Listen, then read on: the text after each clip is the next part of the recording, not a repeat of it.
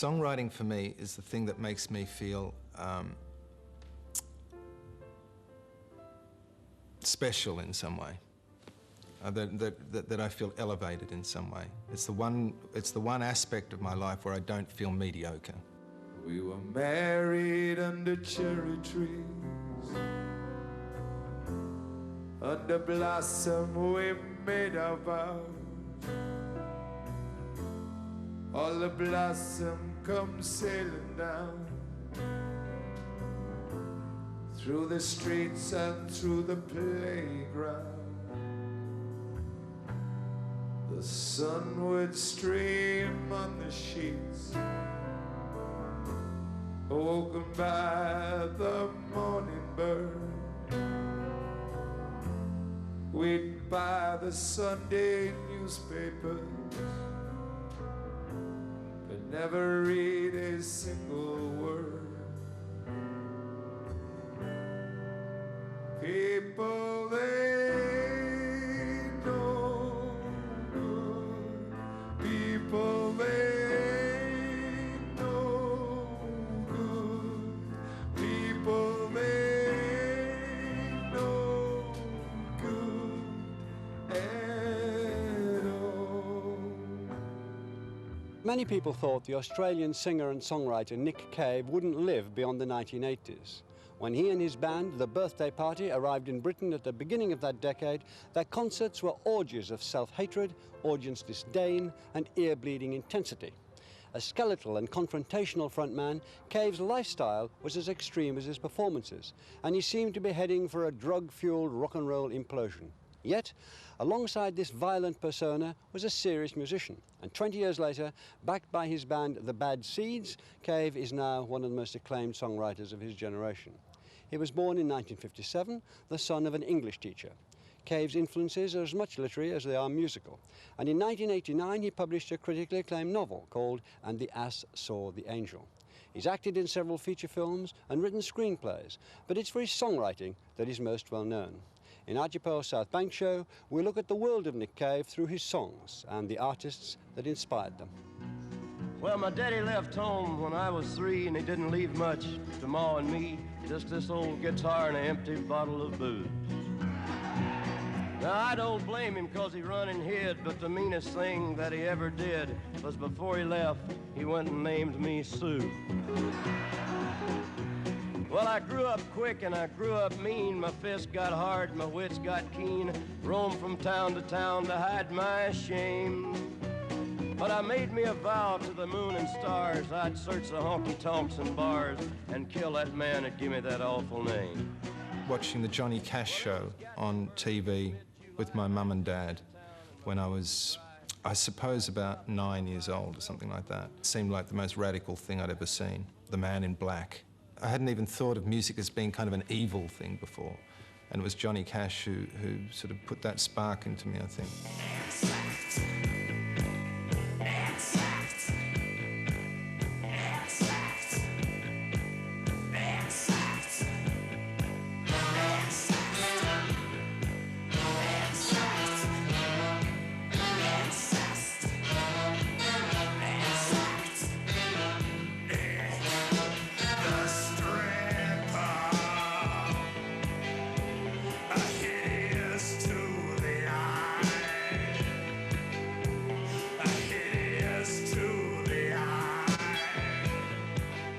Nick the Stripper was as close to a pop song as The Birthday Party ever got.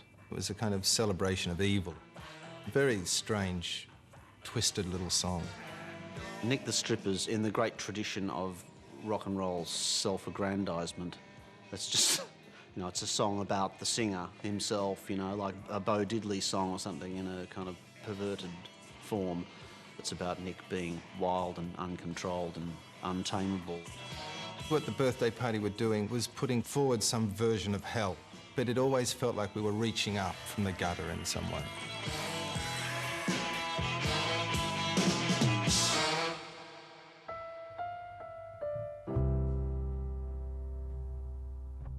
My father was an English literature teacher, and he was very much interested in poetry and theatre as well. And he always considered the written word to be at the top. And I suspect that he considered rock and roll to be at the bottom. His father had instilled in him this love of literature and this sort of refreshing way of interpreting books, including the Bible, you know, as a work of literature. It's quite important to say this. As much as there is faith in Nick's songs, there was always this sense that he can play around with the sources, including the Bible. And God's always there on his shoulder.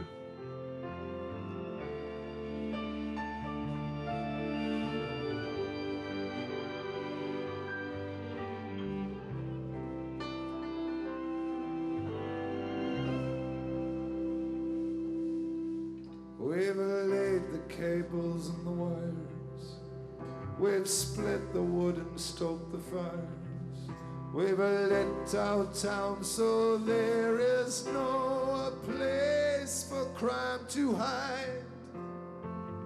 Our little church is painted white, and in the safety of the night, we all go quiet as a mouse, for the word is out.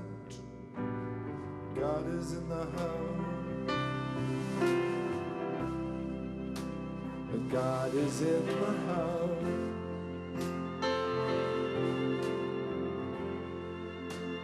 God is in the house. Now no one's left in doubt. God is in the house. I was 3 years in the choir, so I had quite a good understanding of the Bible just from being in church a lot. Once I started art school, I became very interested in the religious painters, and I started to read the Bible a lot, especially the Old Testament, and was just fascinated by what I read. My songs started to fill up with this kind of imagery.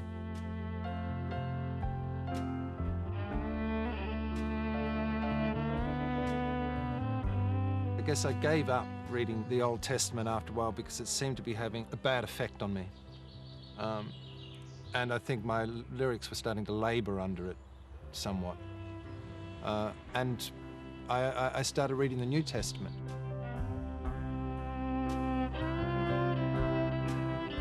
What attracts me to Christ is that he's baffling because he is a divine figure, but he's acting very much as a human being. And in that regard, he is understandable.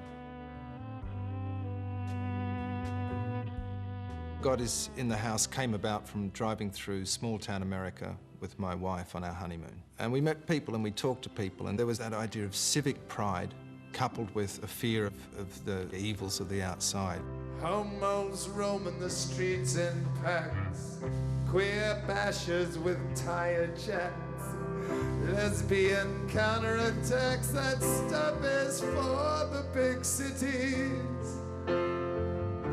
Our town is very pretty. We have a pretty little square and a woman for a mayor. Our policy is firm but fair. Now that God is in the house. It's really about community, and there's a lot to be said for that, I think.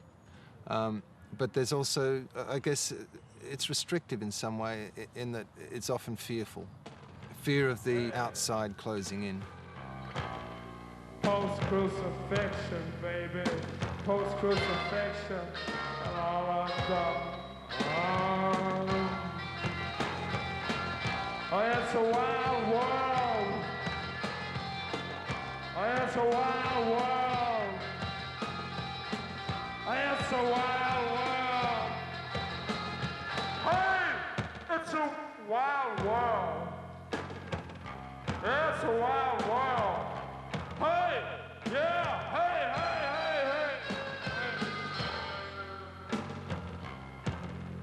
That song is about two people against the world. And I think that a lot of my songs are about two people against the world. I saw the world as a kind of punishing place, a bad place, a place of chaos. Certainly my life felt like that. We drank a lot. We experimented with drugs. We took a lot of drugs.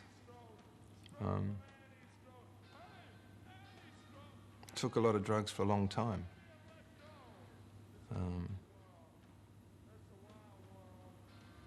And our life was lives were very much reflected by the kind of music that we played. Scratch, scrape, scratch, scrape, scratch, scrape, scratch, this winning thing. It was clear it was a dead end, that if we wanted to continue to do something, we had to change. I went back to Australia. I think I sort of drifted around for a year or so. And I think Mick sort of found me and put the idea of starting another group. And so we put together the Bad Seeds.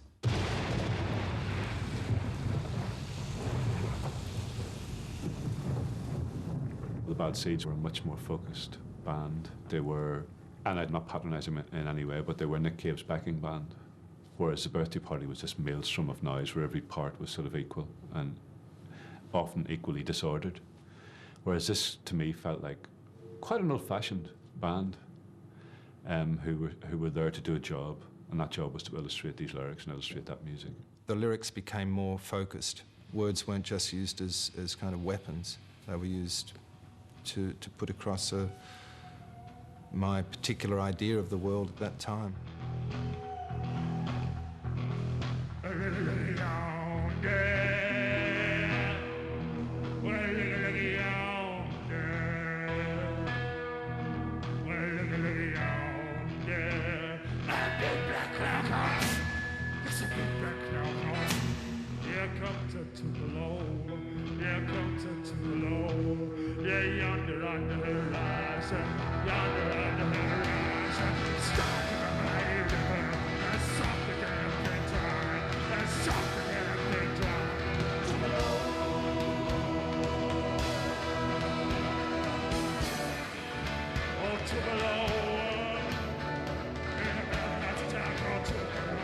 Tupelo is based on John Lee Hooker's extraordinary song about the flood of Tupelo. Happened a long time ago. A little country town. In Tupelo, Mississippi. It rained and it rained.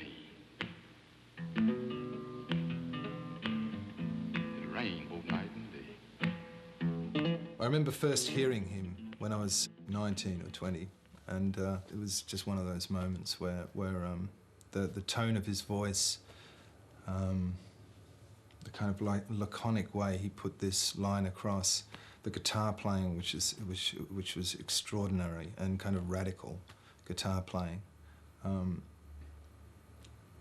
you know, it really redefined all my ideas, I think, that I'd had up to that time. That was women.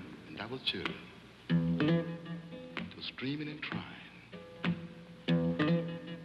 Lord, we have no one to turn to but you. Please save us, Lord. Little country town, Tupelo, Mississippi.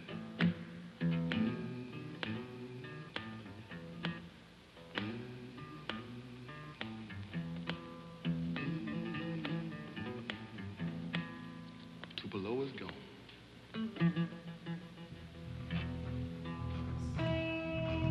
Oh, go to see my little children.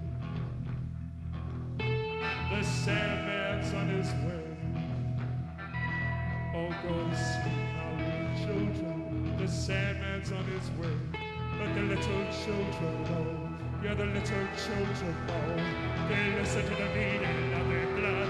Listen to the beating of their blood. Listen to the beating of their blood. Listen to the beating of their blood. The Sandman's blood. The Sandman's blood. The Sandman's blood. The Sandman's blood. Oh God, oh Tupelo. Oh God, oh Tupelo. Oh God, oh Tupelo.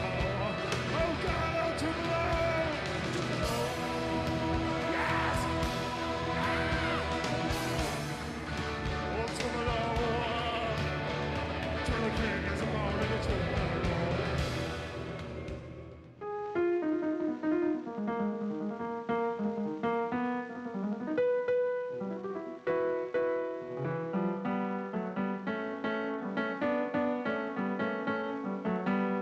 Nina Simone is hugely important to me. She is the real thing. We were obviously far from the experience of the blues people. But for me, from a literary point of view, there was just an extraordinary, brutal, haunting use of words. Ain't got no home, ain't got no shoes, ain't got no money, ain't got no class, ain't got no skirts, ain't got no sweaters, ain't got no perfume, ain't got no love, ain't got no faith.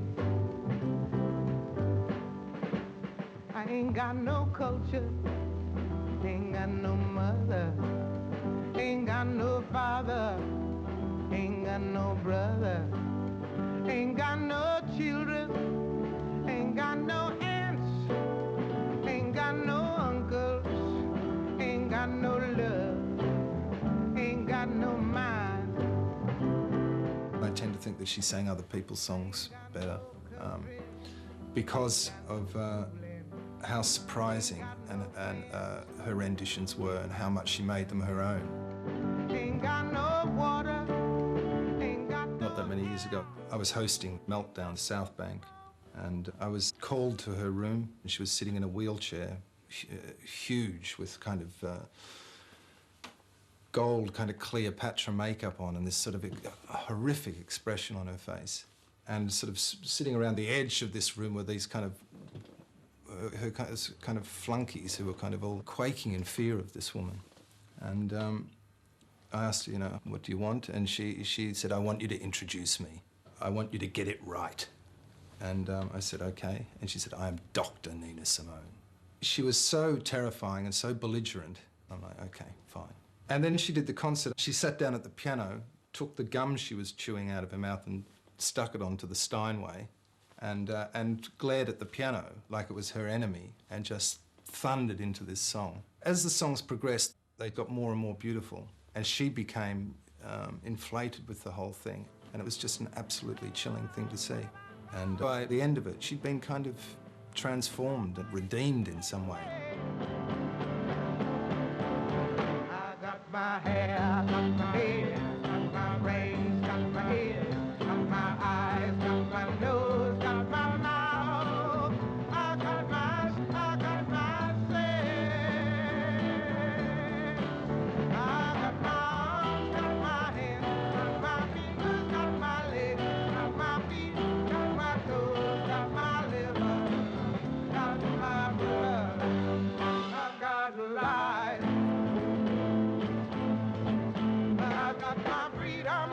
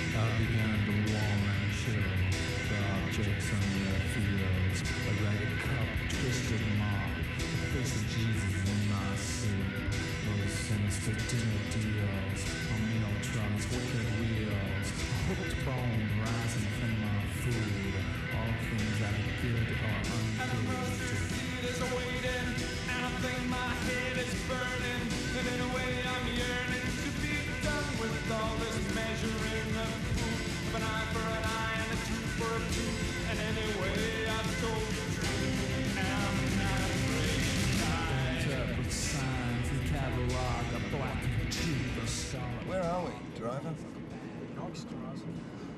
Oh, this looks very different from where I used to live. Yes, it's. I operated in a very small area in Kreuzberg, I think, and I probably didn't really get to know Berlin very well. Everything that I needed was in Kreuzberg. It was an incredibly vibrant, exciting place. weren't getting the kind of recognition we thought that we deserved from London, really. We did a concert in Berlin. We were kind of, I guess, adopted to a degree by the Berlin scene. He was the reigning king of darkness in Berlin. And of all the dark and grungy places, he would show up late at night. They were the underground heroes. And people dressed like Nick and spoke like Nick. And I mean, there was a real reverence. He was the reigning king. Everybody here came from somewhere else. Any artist coming from New York or every musician coming from Australia would be very much welcomed in West Berlin, just because, yes, please, be here. Tell us that this is a great place. Tell us, please, this is a great place. We would like to believe it. It is a great place. We live on the edge of poverty, but this is a great place, yes.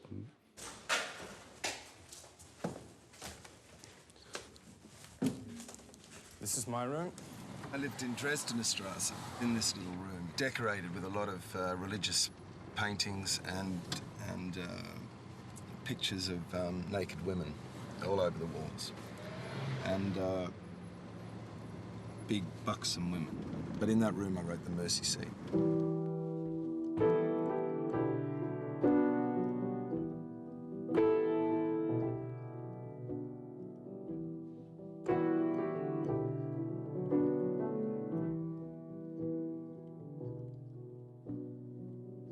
I began to warm and chew to objects in the fields, a ragged cup and a twisted mop, the face of Jesus in my soup, those sinister dinner deals, meal trolleys, wicked wheels, and a hooked bone rising from my food, all things good or ungood. And the mercy seat is a-waiting, and I think my head is a-burning. In a way I'm a-yearning to be done with all this a-weighing up a truth. An eye for an eye and a tooth for a tooth. And anyway I told the truth, and I'm not afraid to die. Mercy Seat is a kind of Nick Cave and the Bad Seeds standard, really, but only because the song lends itself to many different interpretations. Interpret silent Kellogg, a blackened, two-faced scarlet fog. The walls are bad, black bottom kind, the other sick breath in mine, the other sick breath in mine. The other sick breath in mine, the other sick breath gathering in mine. Well, I hear stories from the chamber. Christ was born into a manger. Like some ragged stranger, he died upon the cross. Might I say, it seems so fitting in his way. He was a carpenter by trade, or at least that's what I'm told. And the mercy seat is a-waiting, and I think my head is a-burning. In a way I'm a-yearning to be done with all this weighing up the truth. An eye for an eye and a tooth for a tooth. And anyway I told the truth, and I'm not afraid to die. It's an extraordinary song, you know, written in the voice of someone waiting on death row and reflecting on their life, and not being apologetic or not being regretful. And not being afraid to die. And I thought, you know, it had all that deep, dark Southern Gothic in there. It had the blues in there, and it also had this weird Old Testament feeling of, I did what I did, and an eye for an eye, and now it's my turn. My kill hand is called evil. Where's a wedding band that's good? 'Tis a long-suffering shackle, coloring all that rebel blood. And the mercy seat is a-waiting, and I think my head is a-burning. In a way I'm a-yearning to be done with all this a-weighing up the truth. An eye for an eye and a tooth for a tooth. And anyway I told the truth, and I'm not afraid to die. And the mercy seat 2 of the years in Berlin, I was writing my book, And the Ass or the Angel. And pretty much that's all I did. I just sat in this room day and night and tapped away on this manual typewriter.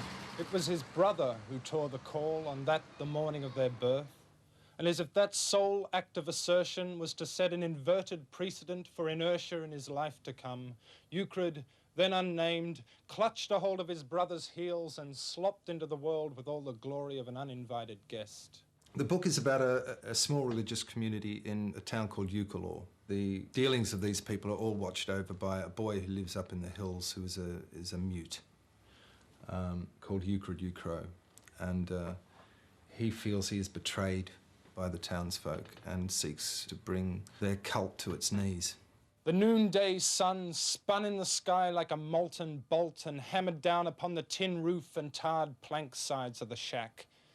Inside sat Pa, at his table, surrounded by his ingenious contraptions of springs and steel, sweating midst the bleeding heat while greasing his traps and trying in vain to closet his ears from the drunken ravings of his wife. It's like some strange hybridization, a kind of demented implant of deep South Gothicism into harsh Australian soil. In terms of an orthodox narrative, I don't think it's necessarily one of the most gripping novels, but it is what is significant about it is that it is beautifully written, and it's of a piece with the lyrical sensibility. I mean, the book itself is certainly a product of the lifestyle that I was leading. And indeed the songs that were written around that time. Past the ivy-covered windows of the Angel, down Athenaeum Lane to the cathedral, through the churchyard I wandered, sat for a spell there, and I pondered my back to the gates, my back to the gates, my back to the gates of the garden. This is the Angel Hotel in Bury St Edmunds. Periodically, I would look at a map and go to places that were sufficiently far away from the temptations of London and kind of hole up in a hotel for a few weeks and kind of clean up, take the cure. I need to get away from London because my drug taking, was way out of control, basically. And this is the sort of thing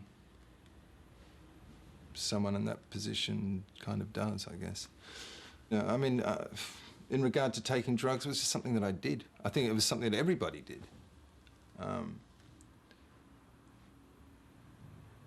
It's the one job in the world where you can actually arrive at work stoned out of your head or completely drunk and everyone applauds you.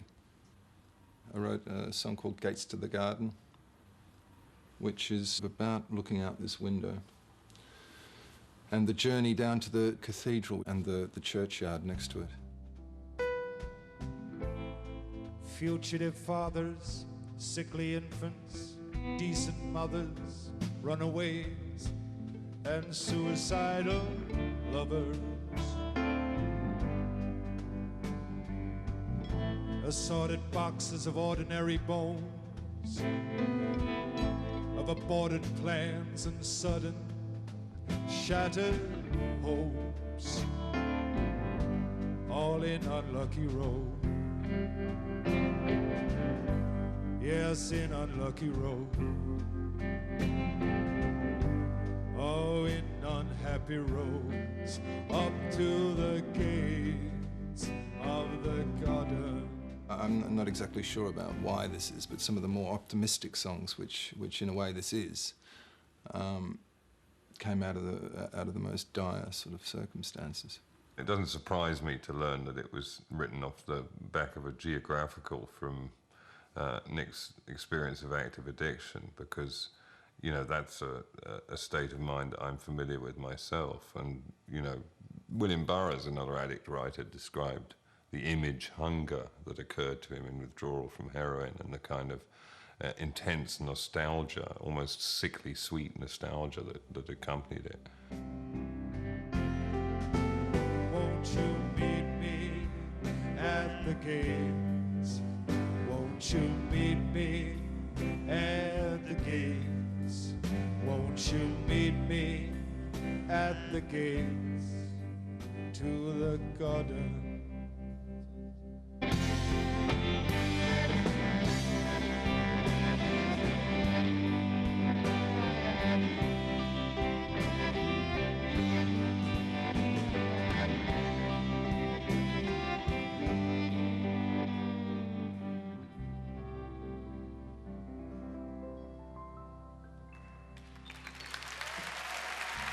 Thank you.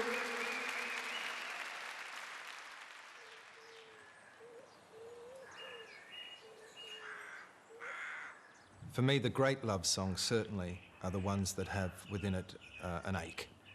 It is that ache that gives it its depth. It's the melancholy. I married my wife on the day of the eclipse. Our friends awarded her courage with gifts. Now as the nights grow longer and the season shifts, I look to my sorrowful wife, who is quietly tending her flowers, who is quietly tending her.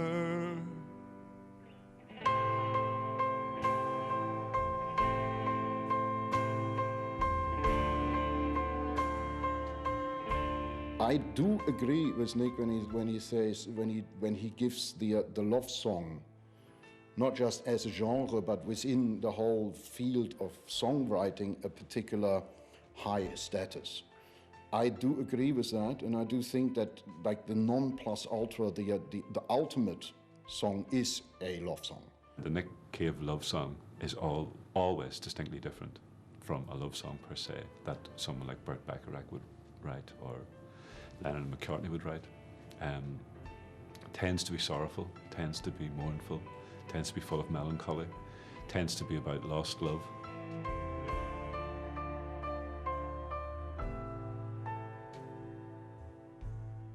I read this essay by Lorca. He talks about that being this unexplained sense of sadness and sorrow and things. And I think that that's preoccupied me for quite a while. And I think it's this essence in the love song that gives a love song its depth, its spirituality.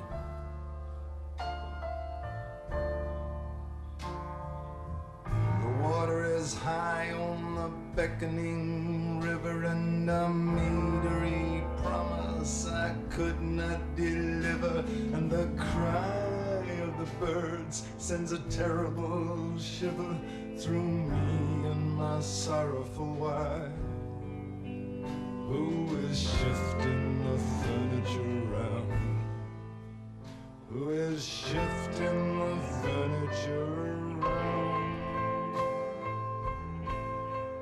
The Sorrowful Wife is a good example of what I'm talking about, because it is setting up idyllic Arcadian situations, but something is not quite right, so that the song takes on a melancholy form. But it is actually a love song, it's a wedding song. We sit beneath the knotted yew, the bluebells bob up around our shoes, which is where I sat with my hugely pregnant wife at Kew Gardens. And it was an idyllic situation. Now we sit beneath the knotted yew, and the bluebells bob up around our shoes, and the task of remembering those telltale clues goes to my sorrowful wife, who is counting the days on her fingers, who is counting the days on her. There's something that attracts me to the pastoral setting or the idyllic setting that's on the point of collapse. That this kind of beauty that we can take hold of at times is very, very fragile.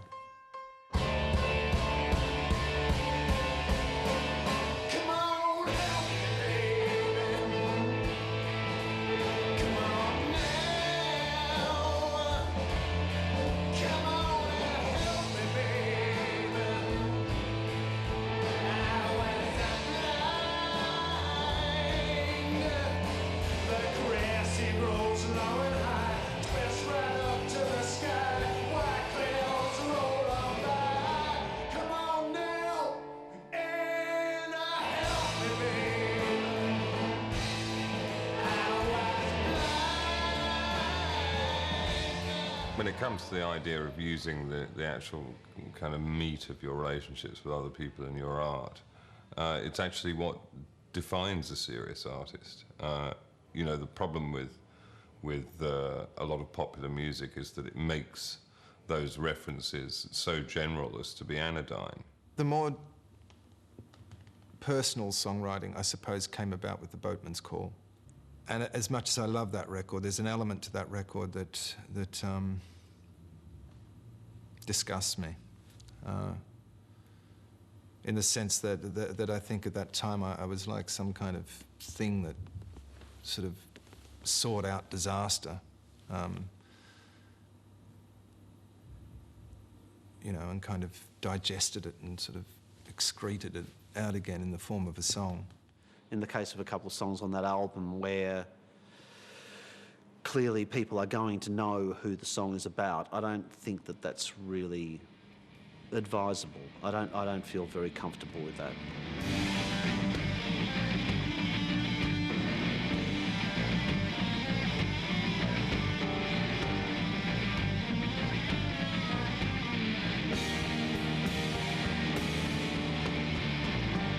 Smile and a heart-shaped face. Comes from the West Country where the birds sing bass. Got a house, big heart where we all live, and plead and counsel and forgive.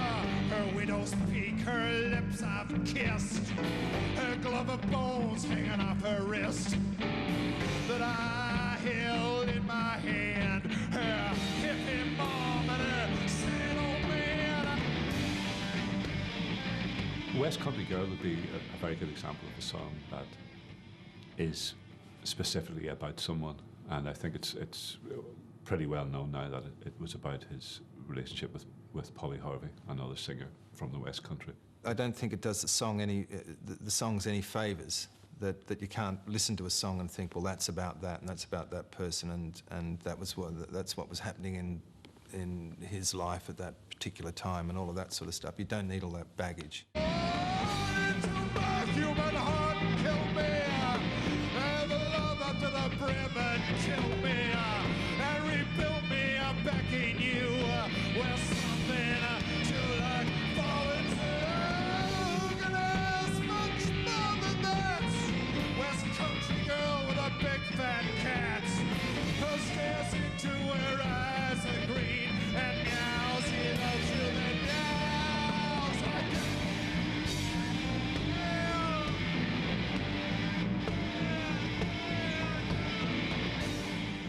More recently, I've tried to take a more detached, objective role in writing songs. Even though they are still autobiographical in a sense, I feel I'm standing more outside of the whole thing, and in that way they are possibly more inclusive.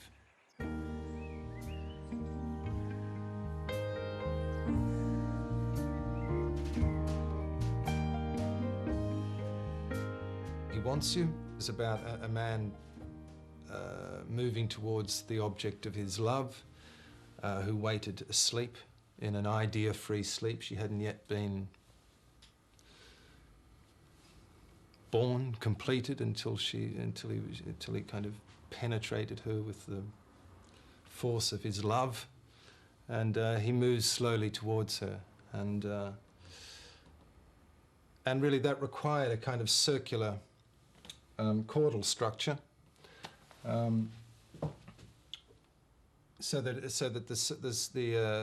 the structure of the song didn't lock down the lyrical line too much, and the lyrical line could flow through it. So it just became a series of a circular series of chords with a kind of nifty little melody.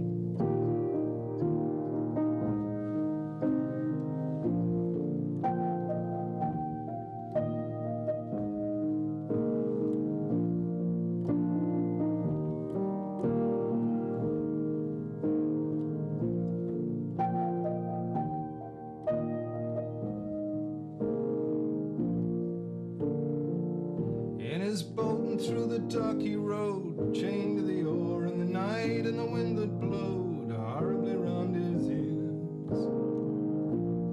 Oh, under the bridge and into your dreams he soars, while you lie alone in that idea-free sleep of yours. You've been sleeping now for years, and he wants you.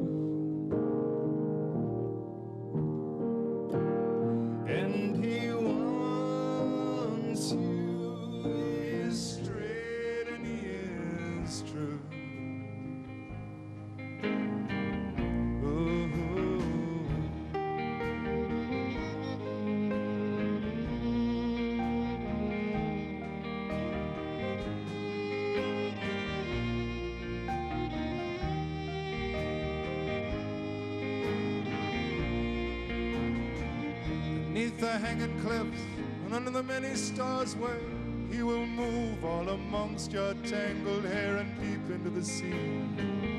Ooh, you'll awake and walk and draw the blind and feel some presence there behind and turn to see what that may be. Well, babe, it's me, and he wants you. And he wants you. He is straight and he is true. Oh.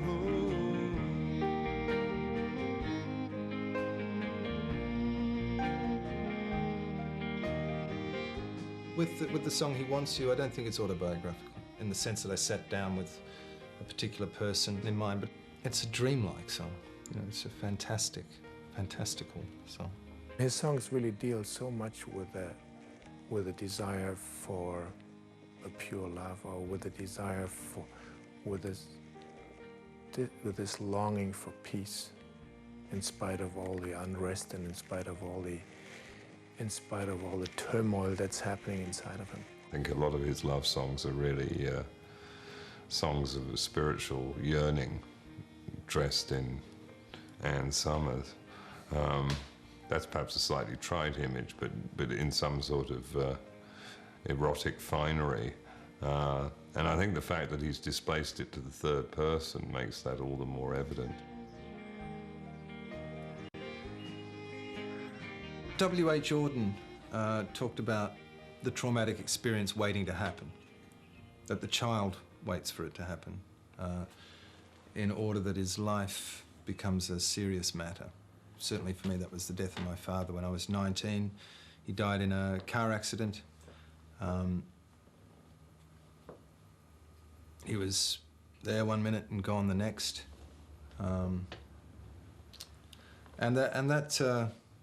I mean, that, you know, that had a huge impact, and for many years, and still does, I imagine, over what I've done creatively. I mean, very much after that, I left Australia, and I just, you know, very much, you know, I can see this now, but it was very much about that I just kind of rocketed forward and kind of didn't really stop. My memory of it is that he just put it away very quickly and then moved on and didn't really deal with it at the time, which, you know, is then, of course, it's going to come back. And certainly in the 80s it came up at one stage and he denied it outright, but then that's to be understood. I think he kind of came to terms with it and saw it for what it was quite recently. Perhaps, I don't know, perhaps these were songs that I was writing were kind of songs for my father in some way, or some way of keeping the idea of my father alive in some way.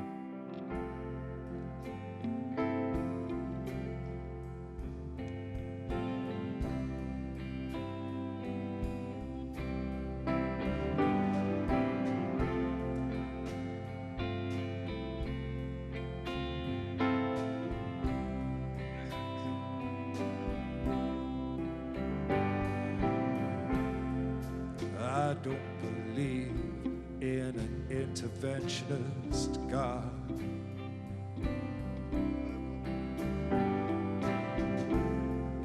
But I know, darling, that you do.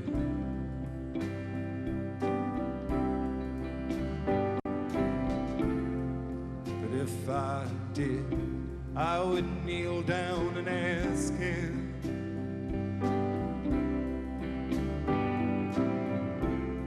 not to intervene when it came to you.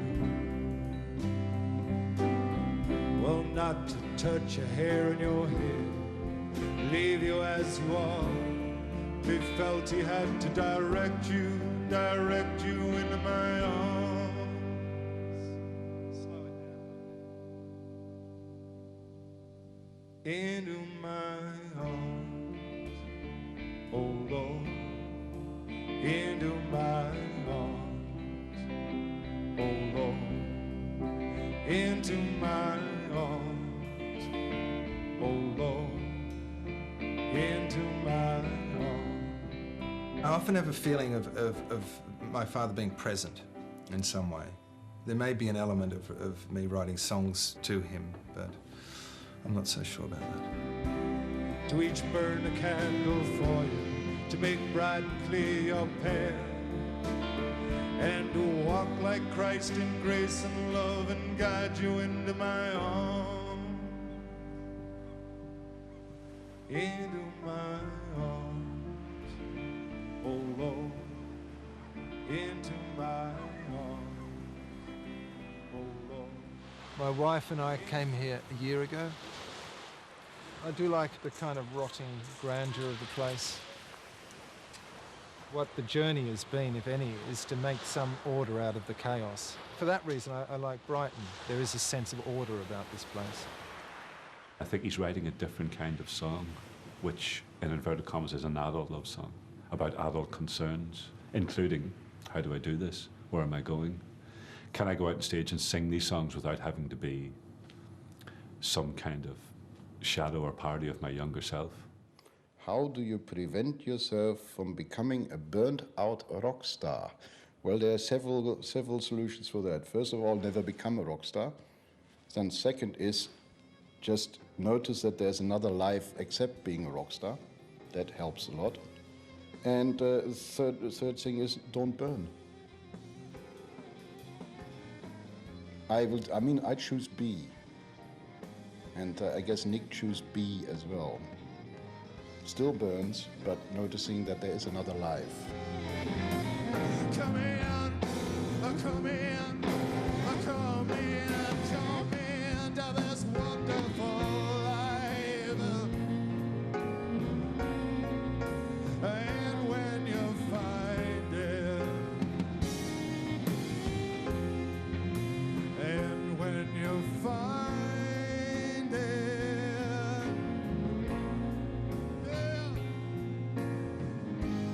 it's a wonderful life that you bring.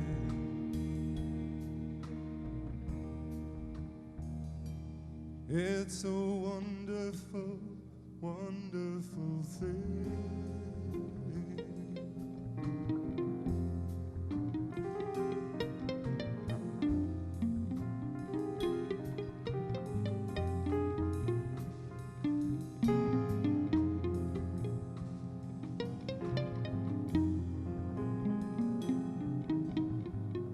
It's a wonderful life. It's a wonderful life. It's a wonderful life. It's a wonderful life.